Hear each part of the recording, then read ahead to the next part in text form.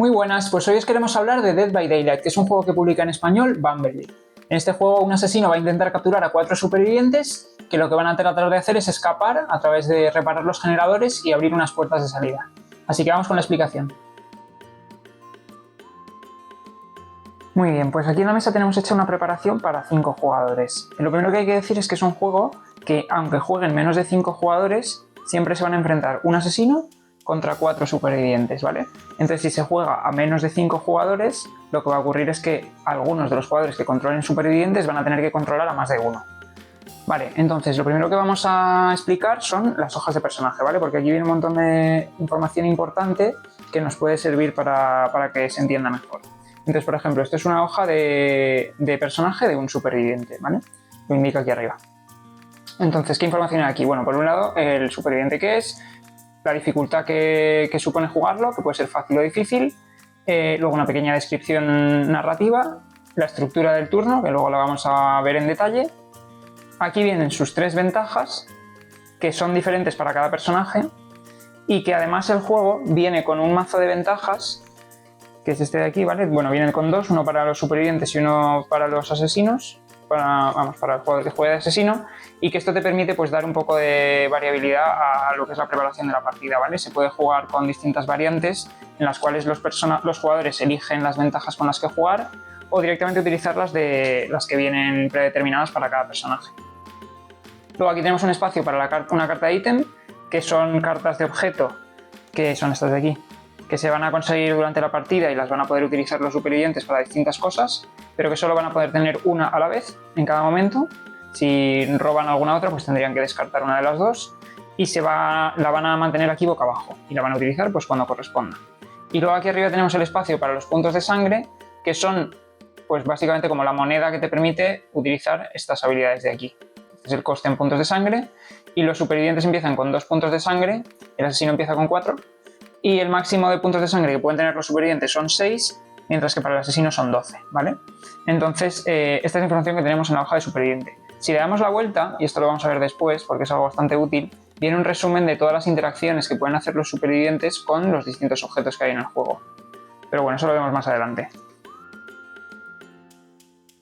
Entonces, luego además los supervivientes, bueno, también el asesino, pero ahora lo explicamos, van a tener una serie de cartas de movimiento, ¿vale? Son 4 cartas de movimiento, todas diferentes, y van a servir para que los supervivientes se puedan mover por el tablero.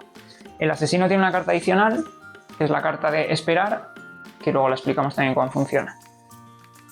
Entonces, cada superviviente va a empezar con su hoja de personaje, con sus 4 cartas de movimiento, con 2 puntos de sangre, como ya hemos dicho, y luego va a tener en su tablero un token de sacrificio, ¿vale? Que esto es lo que va a utilizar el asesino cuando consiga sacrificar a este personaje en un gancho, pues entonces esto va a hacer avanzar el marcador de sacrificio hacia arriba, ¿vale?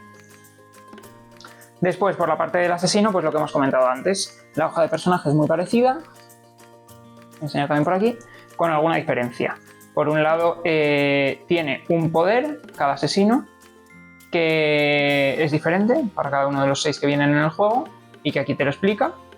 Luego las ventajas, muy parecido a las ventajas de los supervivientes, son habilidades que las van a utilizar consumiendo puntos de sangre y lo único es que no van a tener cartas de ítem, ¿vale? Luego explicamos cómo funciona el tema de los poderes. Dependiendo del poder que tengan, pues van a tener también posiblemente unas fichas asociadas a ese poder, ¿vale? Estas serían las fichas del trampero.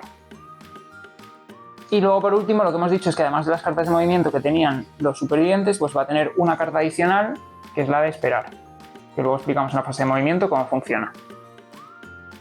Y ahora vamos a ver lo que hay en el tablero. En el tablero, que bueno, lo primero es que es un tablero a doble cara, por lo tanto viene con 2 mapas, ¿vale? Que se pueden jugar.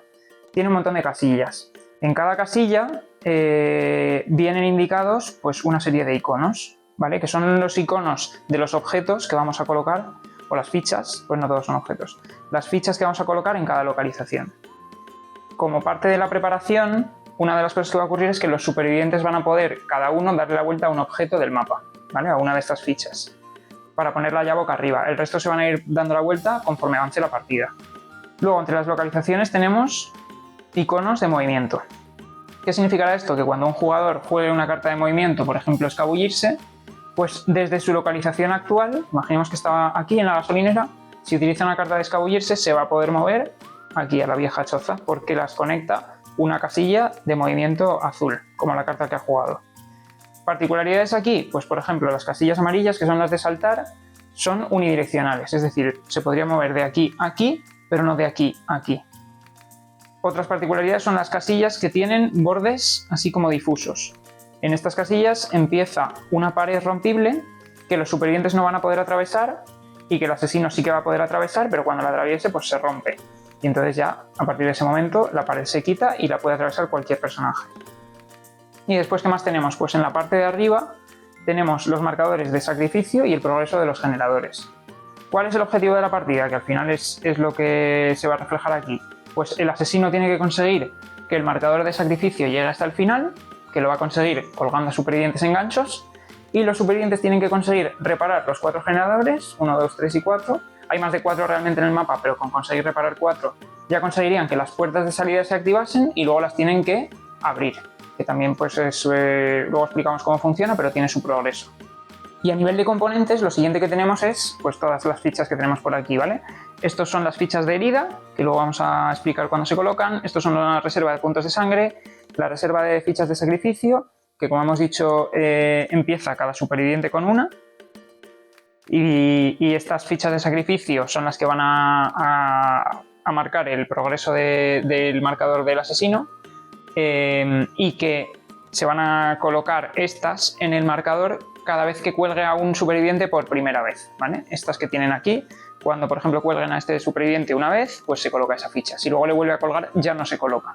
Entonces, ¿qué significa esto? Que al asesino le va a interesar conseguir colocar a supervivientes distintos, porque eso va a hacer que, además de colocar estas de aquí, que luego explicamos, se colocan al final de ronda dependiendo del número de supervivientes que haya colgados en esa ronda, pues además va a poder colocar las de cada superviviente individual. Después lo que tenemos aquí son los marcadores de progreso de los generadores, que los van a colocar los supervivientes conforme vayan reparando los generadores. Y luego los dados. Entonces, en los dados hay dos tipos de dados diferentes. Por un lado tenemos los dados de habilidad, ¿vale?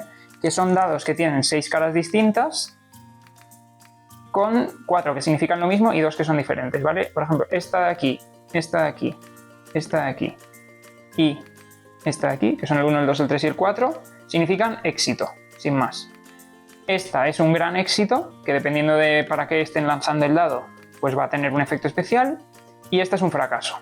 Entonces los fracasos siempre dan, por un lado, una ficha de sangre al asesino.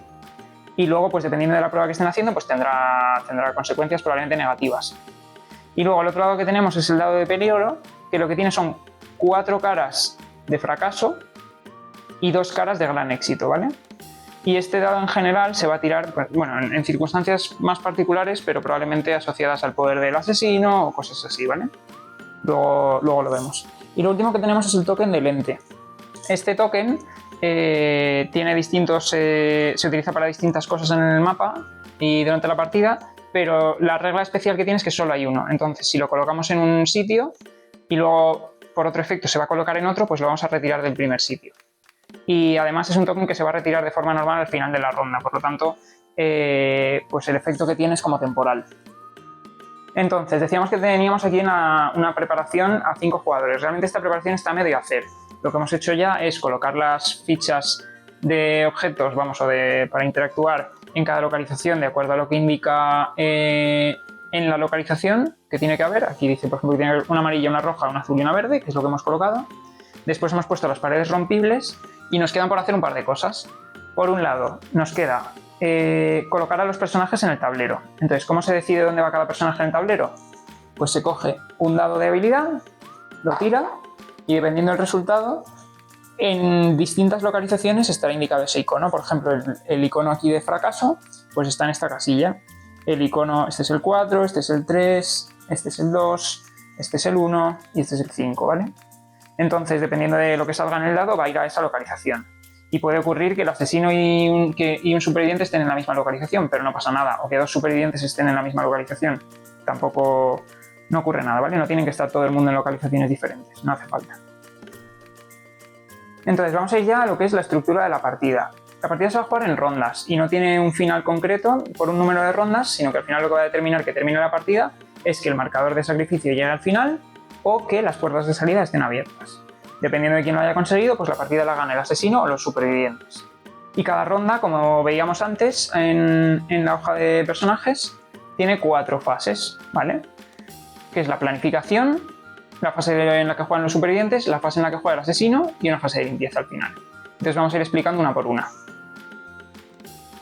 Por un lado, en la planificación, lo que va a hacer cada jugador es elegir una carta boca abajo para moverse. Entonces, dependiendo de la carta que elija, lo que hemos dicho, se va a mover por una localización del tablero o por otra. Entonces, cada jugador va a elegir la suya y la va a poner boca abajo, excepto el asesino, que va a elegir 2 cartas. Lo importante de las cartas que elija el asesino es que las tiene que poner diferenciando cuál es la primera y cuál es la segunda, ¿vale? Entonces, por ejemplo, imaginemos que el asesino, por ejemplo, vamos a colocar a los personajes. Imaginemos que ha empezado estos por aquí, me lo invento, este por aquí y este por aquí, por ejemplo. El asesino está en la misma que ese superviviente. Entonces imaginemos que el asesino, por ejemplo, se quiere mover a esta habitación primero y a esta habitación después. Pues entonces elegiría las cartas de agacharse y de escabullirse. ¿Y cómo diferenciaría cuál es la primera y la segunda? Pues por ejemplo poniendo una a la izquierda y una a la derecha, ¿no? Y entonces pues primero jugaría la de la izquierda y luego la de la derecha. Esto es importante porque, claro, dependiendo de dónde estén los supervivientes, o sea, para empezar no es el mismo movimiento jugar primero una roja y luego una azul que una azul y luego una roja. Por ejemplo, con una roja y luego una azul, con la roja podrías avanzar por aquí o por aquí, con la azul ya te estarías yendo por aquí. Entonces es importante el orden. Vale, entonces cuando todos los jugadores tengan sus cartas elegidas, ya vamos a pasar a la siguiente fase, que es la de acciones. Hay una cosa más importante que antes de pasar a la fase de acciones, que es que cualquier información que se diga en la partida es abierta, ¿vale? Los supervivientes no se pueden comunicar en secreto ocultando la información al asesino, sino que cualquier cosa que digan la tienen que decir en voz alta. Así el asesino también puede prever pues, dónde se van a mover o los supervivientes no pueden abiertamente decir pues yo voy aquí y hago esto, porque entonces el asesino va a saber dónde están. La dinámica del juego es un poco esa, es que el asesino tiene que tratar de prever dónde van a estar los supervivientes, porque como el asesino juega después, si es capaz de predecir, imaginemos que este superviviente se mueve aquí, pues él le va a interesar moverse aquí y luego interactuar con este superviviente para intentar atacarle, ¿vale? Entonces, la información, lo que hemos dicho, tiene que ser abierta.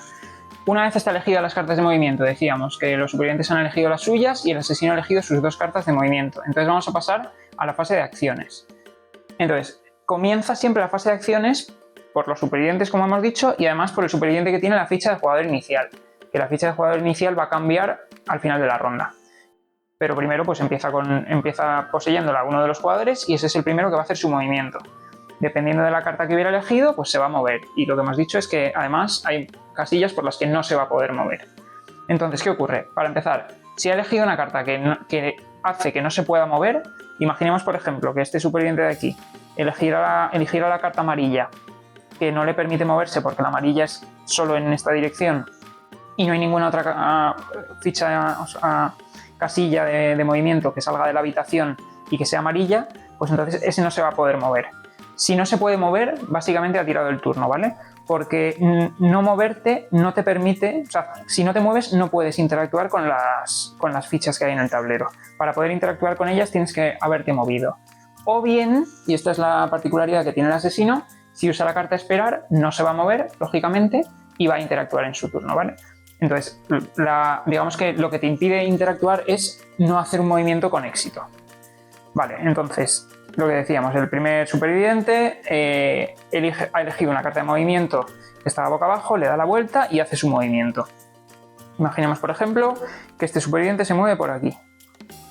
Cuando llegas a una localización nueva, lo primero que haces es... Bueno, esto hay una cosa que no he hecho, que es que al principio de la partida los supervivientes tienen que dar cada uno la vuelta a un objeto. Entonces, imagínate, le han dado la vuelta aquí a uno para ver que era un generador, que eso les interesa. Quieren, por ejemplo, ver dónde hay algún otro generador. Han visto que aquí hay uno y luego a lo mejor les interesa dar la vuelta a un par de fichas azules porque en las fichas azules puede haber objetos que puede ser interesante. Imagínate que, por ejemplo, hayan visto que hay un cofre y que cuando han abierto han visto que hay una taquilla, ¿vale? 4 objetos ya están dados la vuelta. Ahora, este superviviente se mueve aquí en su turno. Lo primero que hace es que le da la vuelta a una de las fichas que hay boca abajo. Entonces, por ejemplo, le puede interesar en este caso, yo qué sé, le da la vuelta a la verde, por ejemplo. ¿Vale? Que sale un cuervo. Ahora vamos a explicar un poco lo que es cada ficha. Pero lo primero que hace cuando se ha movido es darle la vuelta a una ficha. Después de darle la vuelta a la ficha, va a elegir interactuar. Entonces puede interactuar con dos cosas, con una de las fichas que ya estén boca arriba o con otro de los supervivientes que estén en la casilla. Entonces lo primero que voy a explicar es la interacción con otros supervivientes, ¿vale? Porque es más sencilla. Al interactuar con otro superviviente lo que vas a intentar hacer es curarle una herida. Entonces las heridas, cuando un superviviente está herido, va a tener puesto este marcador. Si un superviviente esté herido, le va a servir al asesino para la siguiente vez que le ataque, capturarlo en lugar de herirle, ¿vale? Tienen como, digamos, dos estados los supervivientes. Pueden estar o sanos o heridos. Cuando estás herido, es lo que hemos dicho, el superviviente te puede capturar si te vuelve a atacar. El asesino no puede en el mismo turno herir a un superviviente y luego capturarlo. ¿Esto qué significa? Que si un superviviente está sano, en ese turno seguro que no le van a poder capturar para colgarle en un gancho, ¿vale? Van a tener que hacerlo por lo menos en 2 turnos. Entonces, la primera interacción, pues eso, curar una herida a un superviviente que estuviera herido, pero tiene que estar en tu misma casilla. Y lo vas a hacer además tirando un dado de habilidad, ¿vale? Para comprobar si tienes éxito o no. Si tienes éxito, pues le curas. Si no tienes éxito y es un fallo, además de no curarle, va a recibir una ficha de puntos de sangre el asesino. Vale, y después vamos a explicar el resto de interacciones. Entonces, para esto me voy a valer de las hojas de ayuda, porque estas, como hemos dicho, son las hojas de superviviente, de algún superviviente que no hayamos utilizado, la podemos tener a mano para repasar esto, ¿vale? Y esto es muy útil tenerlo durante la partida porque pues es un muy buen resumen. Entonces, ¿qué tipos de fichas hay? Pues tenemos 8 fichas en 4 grupos, que son los 4 colores de fichas que hay por el tablero. Entonces vamos a ir pasito a pasito. Por un lado tenemos en las azules, tenemos los cofres y las taquillas. Los cofres para lo que sirven es para conseguir objetos, ¿vale? Entonces, cuando interactúas con un cofre, quitas la ficha de cofre y robas una carta del mazo de ítems. Entonces, el mazo de ítems, lo que hemos dicho antes, son estas cartas de aquí, robarías una y te la quedas. Y estas cartas pues tienen distintos efectos. En general de un solo uso. Puede haber alguna habilidad que te permita mantenerlo y demás, pero bueno, en general tú vas a guardarte esta carta boca abajo en tu hoja de personaje y cuando la quieras utilizar, la enseñas, ¿vale? Entonces, eso es la interacción con el cofre. Lo segundo que tenemos es la interacción con una taquilla. Las taquillas para lo que sirven es, en general, para esconderse del asesino. ¿Qué ocurre cuando un superviviente interactúa con una taquilla? Que se va a meter dentro. Imaginemos, por ejemplo, esta superviviente se mete en la taquilla. Si luego, por ejemplo, el asesino está por aquí cerca y dice todos los supervivientes cercanos, que al final, vamos, o en casillas conectadas o en tu propia casilla, sufren una herida, por ejemplo, si no están heridos. Pues este no la sufriría porque se considera como que no está en esta casilla. Tampoco efectos positivos de otros supervivientes, ¿vale? Los supervivientes no... O sea, cuando estás dentro de una taquilla es como si no estuvieras en esa casilla en el juego. ¿Y qué va a ocurrir? Que la taquilla, por un lado, solo puede estar ocupada por un superviviente, eso también es algo importante que hay que mencionar, y luego que el superviviente que esté dentro de la taquilla no va a poder utilizar sus ítems ni sus ventajas, ¿vale? No va a poder hacer uso de cartas que tenga o de alguna de las ventajas que tiene en su tablero. Cuando se vaya a mover, pues simplemente lo sacas de la taquilla y entonces ya lo mueves a la casilla a la que lo fueses a mover. Y estar en la taquilla, pues es ventajoso porque evitas al asesino, pero tiene también sus peligros, ¿vale? Luego lo explicaremos cuando veamos cómo interactúa el asesino con las taquillas, vemos un poco cómo funciona si el asesino te encuentra en una taquilla. Pasamos a las verdes. Tenemos por un lado el cuervo. El cuervo para lo que sirve es para hacer un turno extra, ¿vale? Lo que llaman un turno bonificado de superviviente. Entonces, ¿en qué consiste hacer un turno extra? Imaginemos, por ejemplo, que esta superviviente, por ejemplo, de aquí, había utilizado la carta azul, ¿no? La carta azul ya la tenía consumida. Esta es la que ha seleccionado al principio de la ronda y ya la tiene revelada. Pues si luego interactúa con este cuervo aquí, lo que va a ocurrir es que, bueno, aparte de que el asesino va a ganar una ficha por interactuar con el cuervo, este superviviente va a poder hacer un turno extra, que es que va a elegir una de las otras cartas que le quedan en ese momento y se va a desplazar a través de la casilla de la dirección correspondiente y va a hacer una interacción con alguno de los objetos allí. Por ejemplo, si en este momento utilizase la amarilla, se va a desplazar aquí, va a levantar una ficha nueva y va a interactuar con una de las fichas que estén boca arriba. ¿Esto para qué es útil? Pues bueno, aparte de para llegar más rápido a otros sitios, por ejemplo, porque te permite desplazarte 2 veces. Imagínate que cuando estás aquí, el asesino está aquí y tú te has movido aquí y sospechas que va a venir por aquí. Por ejemplo, porque este generador está casi reparado y quiere venir a dañarlo para eliminar el progreso. Pues tú puedes coger y decir, pues me voy por si acaso, ¿no? Por si acaso me hace algo. Entonces esos son los cuervos. Los cuervos sirven para hacer movimientos extra. Después, ¿qué más tenemos? Tenemos los palés. Los palés sirven para bloquear el movimiento del asesino. Entonces, cuando estamos en una casilla en la que hay un palé, por ejemplo, imaginemos que en esta casilla hay un palé, entonces lo que va a hacer el superviviente cuando interactúa con el palé es colocar esta ficha en alguna de las casillas conectadas a la casilla en la que está el superviviente. Y cuando hay un palé aquí en esta casilla, por ejemplo, los supervivientes se pueden mover libremente a través de los palés, pero el asesino, cuando se fuese a mover a través de un camino que tiene un palé, lo que va a hacer es que no se va a poder mover y se va a quitar la ficha de palé. Es como que el asesino destina su turno a cepillarse el palé, ¿vale? Se lo carga. Y además no puede interactuar con una casilla en su turno porque no ha tenido un movimiento exitoso, como decíamos antes, ¿vale? Entonces el palé lo que sirve es eso, para intentar entorpecer el movimiento del asesino. ¿Qué más tenemos? Bueno, hay unas cositas especiales de los palés, por ejemplo, que no puedes colocar un palé donde ya haya otra cosa y ya está, ¿vale? Pasamos a las amarillas. Las amarillas son, digamos, las importantes para el progreso del juego para los supervivientes. Entonces, por un lado tenemos los generadores y por otro las puertas de salida. Vale, ¿cómo funcionan los generadores? Pues en una casilla en la que haya un generador, por ejemplo en esta, si tenemos aquí un superviviente, interactúa con el generador, pues entonces lo que va a hacer es tirar un dado de habilidad. Entonces, coge un dado de habilidad y lo tira. Y sale esto, vale. Pues si sale esto, o cualquiera de las otras casillas que no sean la de gran éxito o la de fracaso, pues si sale esto, es un éxito.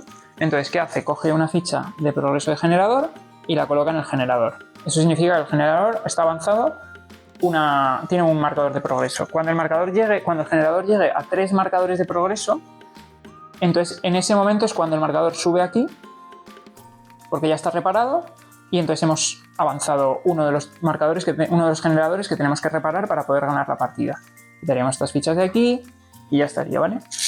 Otras posibilidades que pueden salir, pues puede salir esto, que es un gran éxito. En ese caso directamente tenemos aquí este generador, coloca 2 marcadores de progreso del tirón, ¿vale? Y la otra opción que puede ocurrir es que salga un fallo. Entonces, si sale un fallo, lo que va a ocurrir es que el asesino va a coger su fichita de rigor, que siempre coge cuando sale esta cara, y el generador pues no va a avanzar en su progreso. Y así es como funcionan los generadores. Básicamente lo que tienen que conseguir los supervivientes es reparar 3 generadores. Hay que tener en cuenta que hay 8 generadores en total. Entonces, pues hay bastantes posibilidades. No necesariamente tienen que estar en casillas limitadas y que el asesino pueda controlar muy bien, sino que pueden tratar de reparar varios de los generadores que hay por el mapa para intentar avanzar. Cuando los 4 generadores estén reparados y ya tengamos ahí puestas 4 fichas de generador, entonces ya se puede interactuar con las puertas de salida. Hasta entonces, aunque estén boca arriba, no se puede interactuar con ellas. Entonces vamos a buscar, por ejemplo, una ficha. Por ejemplo, aquí tenemos una puerta de salida. Hay 2, ¿vale? Entonces, solo cuando están los 4 generadores hemos dicho que se puede ya interactuar con ella. Pues si tenemos un superviviente aquí, interactúa con la puerta de salida, de nuevo va a lanzar los dados de habilidad, un dado de habilidad, y entonces intenta reparar la puerta. Vamos, abrir la puerta. La puerta lo mismo, necesita 3 progresos para poder estar abierta, ¿vale? Entonces, la única particularidad que lo diferencia de los generadores es, bueno, aparte de que no podemos interactuar con ella hasta que los 4 generadores estén reparados, es que el asesino no puede dañar las puertas de salida para eliminar su progreso. Entonces, cuando ya tengamos los 4 generadores abiertos, digamos que es una carrera por tratar de abrirlas antes de que el asesino complete su marcador de sacrificio. Y las dos últimas interacciones que pueden hacer los supervivientes son con las fichas rojas, que en general son fichas que benefician más al asesino. Entonces lo que están tratando es como de sabotear el progreso, ¿no? Entonces precisamente, por ejemplo, la acción que se hace en el gancho es sabotear el gancho. ¿Para qué sirve esto? Pues sirve, por un lado, para rescatar a los supervivientes que estuvieran colgados en ese gancho, o para prevenir si el asesino iba a colgar a algún superviviente en ese gancho, en este turno. Que ahora explicamos cómo funciona después en la fase del asesino. Entonces, si nosotros saboteamos un gancho, imaginemos que, por ejemplo, esto es un tótem, esto es otro tótem, esto es otro tótem, ¿qué puntería tengo? Aquí. Imaginemos que hay un superviviente que está colgado en este gancho, ¿vale? Y llega otro superviviente y dice, venga, interactúo con el gancho para sabotearlo y rescatar a ese superviviente. Vale, pues entonces lo que va a hacer el superviviente es colocar la ficha del ente, vamos a cogerla por aquí, la coloca en el gancho hasta el final del turno digamos, de la ronda, perdón. Y entonces este superviviente está rescatado, se baja del gancho. Imaginemos que estaba herido. Si estaba herido, sigue herido, ¿vale? No recupera el progreso de la herida, simplemente por el hecho de que le rescaten. Pero bueno, le quito la ficha por ahora. Pero entonces lo que decimos es, le baja del gancho y entonces los dos supervivientes se van a poder desplazar a una casilla, haciendo un movimiento normal, ¿vale? No necesitan tener la carta necesaria para hacer ese movimiento, sino que simplemente se van a desplazar a una casilla. Y además, el superviviente que ha rescatado al otro recibe una ficha de puntos de sangre, ¿vale? También digamos que le puede servir luego para utilizarla para el futuro. Entonces, eso sí había un superviviente colgado en el gancho. Si no había ningún superviviente colgado en el gancho, entonces simplemente coloca la ficha del ente en este gancho, y si el asesino colgase a algún superviviente en este gancho antes de que termine esta ronda, y la ficha del ente sigue todavía por aquí, porque como hemos dicho, si se tiene que colocar en algún otro sitio, se quita de aquí y se pone en ese otro sitio, por lo tanto aquí dejaría de estar. Pero bueno, supongamos que sigue la ficha puesta aquí, entonces si fuese a colocar a alguien aquí, no lo consigue, ¿vale? Digamos que de hecho lo que ocurriría es que el superviviente se le rescata inmediatamente. Lógicamente el asesino no va entonces a colgar a un superviviente ahí en ese turno, pero bueno, luego explicamos las particularidades de cómo funciona una captura por parte del asesino, pero en general si capturas a un superviviente en una casilla y hay un gancho en esa casilla libre, estás obligado a colgarle en esa casilla, ¿vale? No te lo puedes llevar a otro gancho. Por lo tanto, básicamente como que protege de capturas por parte del asesino en esa casilla hasta el final de la ronda. Vale, y la última ficha que tenemos es la del tótem. El tótem en general lo utiliza el asesino, ahora lo veremos, para ganar puntos de sangre. Pues los supervivientes pueden hacer un chequeo de habilidad y si lo superan, eliminan el tótem y además ganan 2 puntos de sangre. Pero la ficha la quitan y entonces el asesino ya no se puede valer de ella para seguir ganando puntos de sangre. Los puntos de sangre para el asesino son bastante importantes, ahora veremos por qué, porque básicamente es lo que le va a permitir hacer turnos extra, que para el asesino son bastante potentes, porque como juega después de que hayan jugado los supervivientes, sabe exactamente dónde están, por lo tanto puede utilizar alguna de las cartas que le quedaban sin usar para desplazarse directamente a una casilla en la cual hay un superviviente y atacar. Entonces, una vez explicado el turno de los supervivientes, vamos al turno del asesino. Lo que hemos dicho, el asesino va a haber seleccionado 2 de sus cartas. Una de ellas puede ser esperar, tranquilamente, o cualquier combinación de cartas que tenga. Y las va a haber seleccionado lo que hemos dicho, una siendo la primera y otra siendo la segunda. Entonces imaginemos, por ejemplo, que en la casilla en la que está, pues ha elegido la roja y después la verde, ¿vale? Por hacer el ejemplo de lo que podía haber hecho. Entonces, revela su primera carta de movimiento y dice agacharse, vale, pues en este caso se movería a través de la pared rompible esta, la destruye, la quita ya de aquí y entonces llega a esta casilla. Lo mismo, igual que los supervivientes, le da la vuelta a una ficha que estuviera boca abajo. Como solo queda una, pues le da la vuelta. Cuando ya no queden fichas boca abajo, esto no lo he dicho, pero simplemente pues no le das la vuelta y procedes a interactuar con alguna de las fichas que estén boca arriba directamente. Entonces aquí elegiría con lo que interactuar.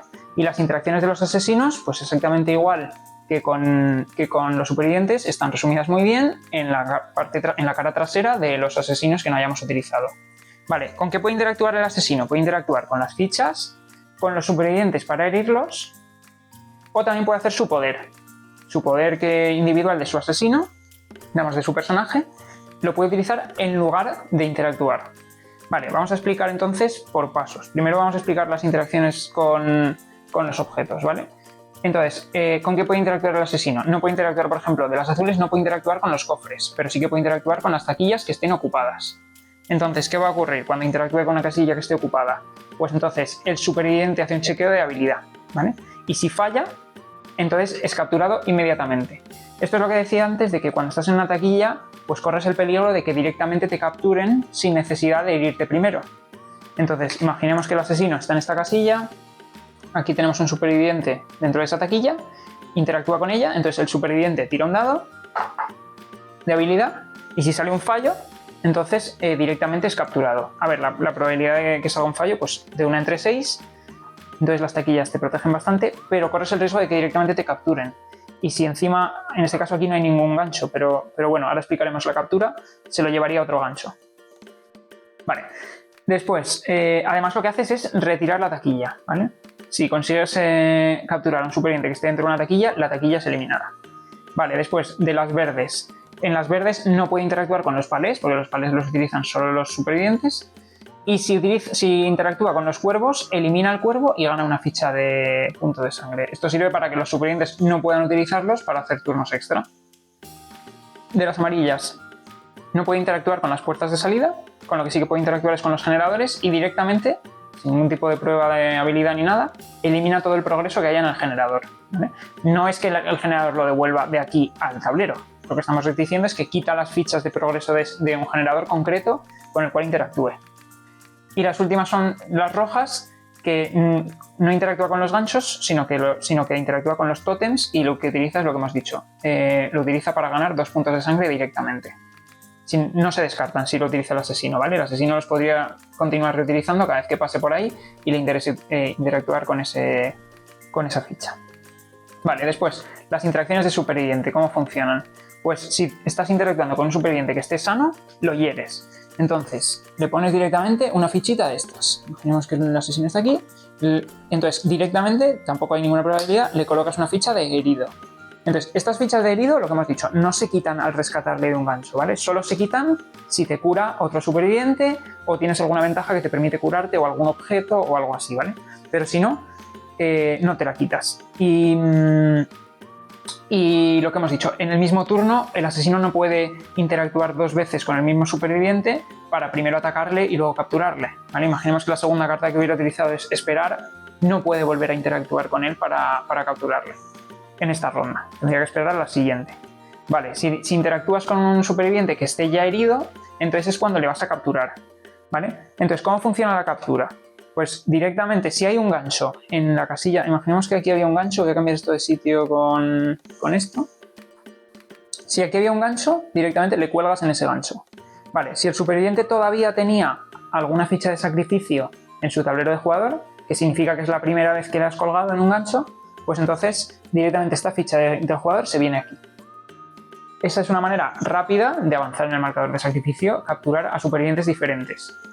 Cuando un superviviente está colgado de un gancho, no va a hacer turnos, ¿vale? Hasta que no sea rescatado. Es decir, no va a jugar cartas boca abajo para moverse, tampoco va a poder utilizar sus ventajas ni sus ítems y se le va a saltar en el orden del turno. Entonces, cuando un superviviente está capturado, hasta que no le rescaten, no hace nada, ¿vale? Y entonces, ¿qué pasa si no hay un gancho directamente en la casilla en la que está el superviviente al cual han capturado? Pues entonces el asesino se lo va a llevar a otro gancho. ¿Cómo lo va a hacer? Pues va a contar el número de casillas que necesita para moverse hasta ese gancho. Teniendo en cuenta que para empezar no puede atravesar palés, no puede atravesar paredes rompibles, no puede hacer movimientos que no correspondan por las unidireccionales, tampoco puede usar su poder porque hay algunos poderes que te permiten moverte más. Va a tener que hacer, digamos, un movimiento convencional. No necesita tampoco gastar las cartas para moverse, ¿vale? Esto simplemente se va a desplazar por el mapa. Y se va a desplazar además un máximo de 4 casillas, ¿vale?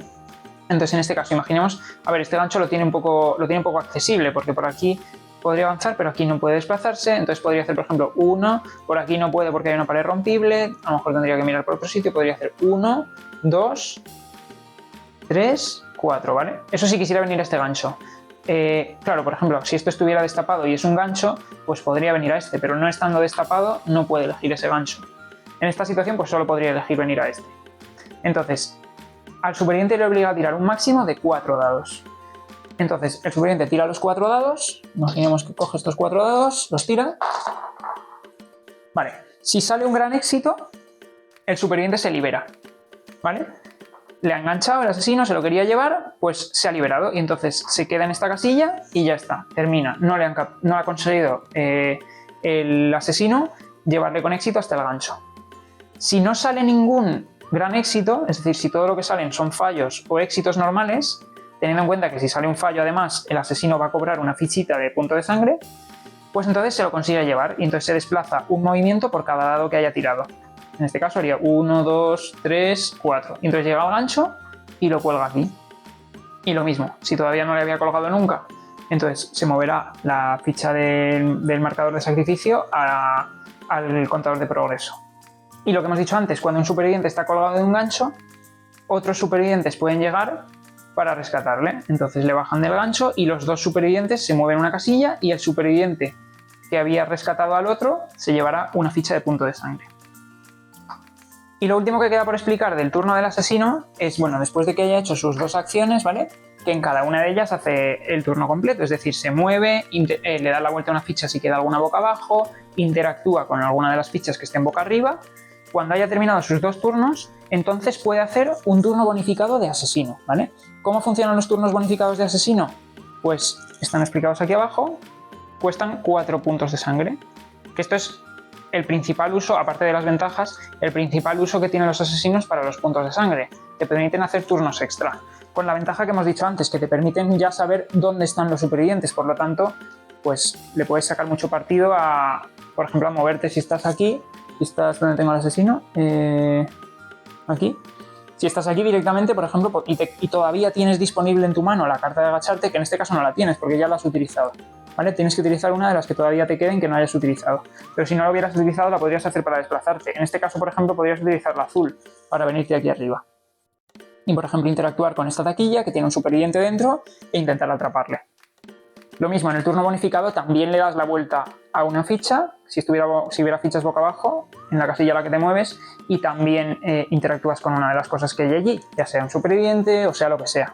Vale, cuando el asesino ha terminado sus 2 o 3 turnos, porque como máximo puede hacer un turno extra el asesino, mientras que los supervivientes pueden encadenar varios, si encadenan varios cuervos, el asesino solo puede hacer un turno extra como máximo. Ah, y una cosa que no he explicado son los poderes. Entonces, lo que hemos dicho es que el asesino puede, en lugar de interactuar con un superviviente o con un objeto, puede hacer su poder.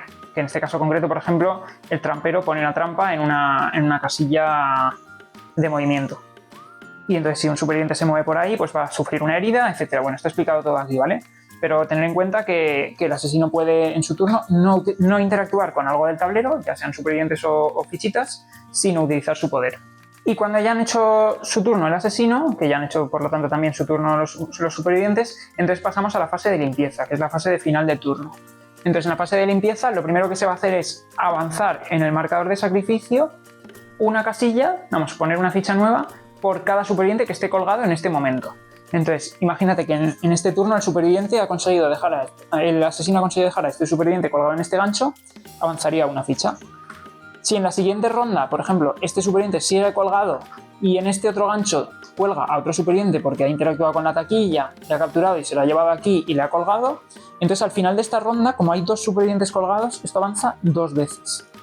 Bueno, y aquí faltaría evidentemente también la ficha de sacrificio del jugador al que acaban de colgar, que es la primera vez que le cuelgan. Por lo tanto, ¿qué ocurre aquí? Que si hay supervivientes colgados, es bastante urgente bajarles, salvo que estemos ya muy cerca de ganar, en cuyo caso a lo mejor los supervivientes se pueden centrar en reparar generadores, pero si no, hay que tener mucho cuidado porque es acumulativo. Entonces, cuantos más supervivientes haya colgados, más rápido va a avanzar el marcador de sacrificio. Lo segundo que vamos a hacer en la fase de limpieza es quitar el marcador del ente de cualquier sitio donde pudiera estar, que puede estar en los ganchos como hemos dicho, pero también puede estar en otras partes dependiendo de habilidades que utilicemos y demás, ventajas y tal. Lo siguiente que vamos a hacer es rotar el marcador de primer jugador, que le va a pasar al siguiente jugador. Y lo último que vamos a hacer es recuperar las cartas de movimiento que hubiéramos jugado. Pues simplemente la que tuviéramos boca arriba puesta aquí porque la hemos jugado, pues la recuperamos. Bueno, este era un ítem. Bueno, que recuperamos otra vez la mano y volvemos a poder elegir cualquiera de las 4 para la siguiente ronda. Y entonces pasamos a la siguiente ronda y volvemos otra vez a la misma dinámica. Primero se eligen las cartas de movimiento, boca abajo, cada jugador elige las suyas, incluyendo el asesino, que elige 2. Vamos con la fase de acciones, primero los supervivientes, empezando por el nuevo jugador inicial y luego los demás. Luego ya el asesino hace sus 2 turnos y así vamos avanzando y avanzando hasta que uno de los 2 equipos consiga completar su progreso y en ese momento gana la partida. Pues así se juega a Dead by Daylight, que como hemos dicho lo trae Bumblebee. Esperamos que os haya gustado el vídeo. Si nos dejáis un me gusta os lo agradecemos muchísimo y nos vemos en el siguiente. Hasta luego.